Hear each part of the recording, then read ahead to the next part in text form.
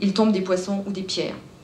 Dans le 5e élément, l'espoir semble venir de l'espace, mais tout commence et se termine dans une pyramide égyptienne, et le salut est apporté par un couple d'individus. L'espoir ne vient pas de l'ailleurs, mais de l'intérieur. Ce n'est pas vers le haut ni vers l'ailleurs qu'il faut se tourner.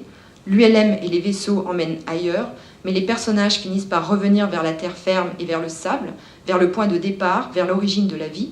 Après tout, ce sont les éléments fondamentaux propres à une cosmogonie terrestre qui sont au cœur des films, mais vers le ici et maintenant.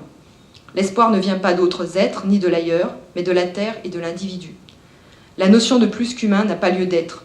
Dans les 2 films de Luc Besson, le plus qu'humain serait l'individu qui se libère en partie de ses pulsions de mort et de domination pour être avec l'autre plutôt que contre l'autre, pour s'entraider. C'est bien la sociabilité, l'entraide des individus qui dépendent les uns des autres et de la nature qui sont au cœur de ces films. Alors il n'est plus question du plus qu'humain, mais de plus humain. Merci.